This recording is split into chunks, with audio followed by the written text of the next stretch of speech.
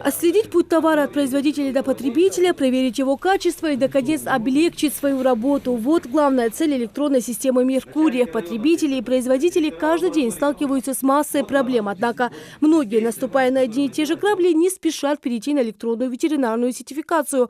На сегодняшний день в системе зарегистрировано 1380 хозяйствующих субъектов. Несмотря на всю информационную работу, которую проводит управление, 300 хозяйствующих субъектов до сих пор не зарегистрировались в электронной системе «Меркурий». Сотрудники Россельхознадзора поясняют, им не будут выданы ветеринарные сопроводительные документы. Электронная сертификация «Меркурий» – замена бумажной волокиты. К тому же система очень удобна для применения. После регистрации в электронном портале предприниматель получает доступ к актуальной для осуществления торговой деятельности информации. Но многие не в курсе, куда обращаться для регистрации. Сотрудники Россельхознадзора напоминают. Хозяйствующие субъекты всех форм собственности, осуществляющие оборот продукции животного происхождения, обязаны регистрироваться в системе «Меркурий». Для этого необходимо явиться в управление Россельхознадзора по Республике Ингушетия в рабочее время с пакетом учредительных документов.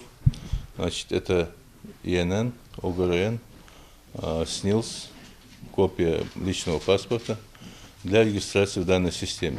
Низкий уровень выдаваемых электронных сопроводительных писем, соответственно, приводит к нарушениям, которые чаще всего совершают хозяйствующие субъекты.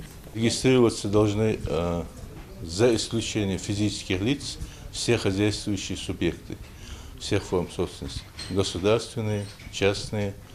Значит, нами зарегистрированы организации, учреждения, входящие в систему Министерства образования, Министерства здравоохранения, Министерства социального развития Республики, а также хозяйства частной формы собственности. Мясокомбинаты, птицефабрики, молочные заводы, КФХ и торговые сети – все они обязаны зарегистрироваться в системе «Меркурий». Если раньше о качестве мясной продукции судили о справке из ветуправления, то теперь, если предприниматели и производители не будут в единой государственной системе, они просто не смогут реализовать завезенную продукцию. В Россельхознадзоре отмечают, на такие крайние меры вынуждают сами хозяйствующие субъекты. В Ингушетии много мясных магазинов. Молочно-мясная продукция должна быть на особом контроле, отметили собравшиеся.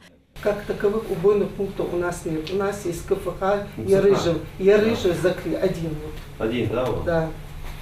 Так, птицефабрика. Птицефабрик две. Фабрика у нас Два нет, у нас. Тариев, он забой не делает, он просто реализует. Да. И который забивает, это Тищенко стоит.